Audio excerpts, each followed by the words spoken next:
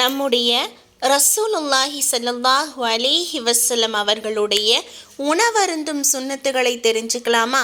அஸ்ஸலாமு அலைக்கும் வரஹ்மத்துல்லாஹி வபரகாத்துஹு. ரசூலுல்லாஹி ஸல்லல்லாஹு அலைஹி வஸல்லம் அவர்கள் உணவருந்தும் போது கடைபிடித்த 5 சுன்னத்துகளை இன்ஷா அல்லாஹ் இன்னைக்கு நாம் பார்க்க போகிறோம்.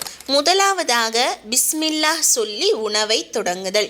உணவு ஆரம்பிக்கும் போது பிஸ்மில்லாஹ் சொல்ல வேண்டும் என்று நபி ஸல்லல்லாஹு அலைஹி வஸல்லம் அவர்கள் கட்டளையிட்டார்கள். ஆதாரமாக திர்மிதியில் 1858வது ஹதீஸாக இந்த ஹதீஸ் பதிவு செய்யப்பட்டிருக்கு. இரண்டாவதாக வலது கையால் உணவை அருந்துதல். நபி ஸல்லல்லாஹு அலைஹி வஸல்லம் அவர்கள் வலது கையால் உணவு அருந்தினார்கள் மற்றும் அதையே உத்தரவும் இட்டார்கள். இந்த ஹதீஸ் முஸ்லிம் ஷெரீஃபில் 2022வது ஹதீஸாக பதிவு செய்யப்பட்டிருக்கு. மூன்றாவதாக தன் முன் இருப்பிலிருந்து உணவு அருந்துதல். உணவு பாத்திரத்தின் நடுவிலோ மற்றவர்களின் பக்கத்திலோ கையை நீட்டாமல் தன் முன் இருப்பதிலிருந்து உண்பது ஸல்லல்லாஹு அலைஹி வஸல்லம் அவர்களுடைய சுன்னத்தாக இருந்தது. இந்த ஹதீஸ் புகாரி ஷெரீஃபில் 5376வது ஹதீஸாக பதிவு செய்யப்பட்டிருக்கு. நான்காவதாக உணவை குறை கூறாமல் இருப்பது.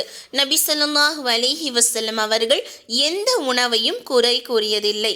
நபி ஸல்லல்லாஹு அலைஹி வஸல்லம் அவர்கள் எந்த உணவையும் குறை கூறியதில்லை. விரும்பினால் உண்பார்கள், விரும்பாவிட்டால் அதனை விட்டு விடுவார்கள்.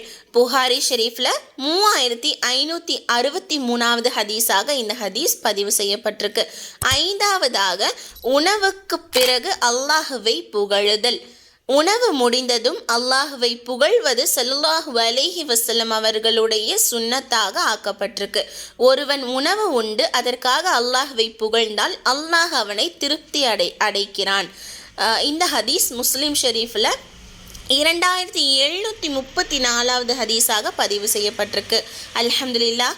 இது போன்று நபி ஸல்லல்லாஹு அலைஹி வஸல்லம் அவர்களுடைய எல்லா சுன்னத்துகளையும் தெரிந்து கொள்வதற்காக நம்முடைய மதரசத்துன் நாஃபியா சேனலை சப்ஸ்கிரைப் செய்து கொள்ளுங்கள். அஸ்ஸலாமு அலைக்கும் வரஹ்மத்துல்லாஹி வபரகாத்துஹு.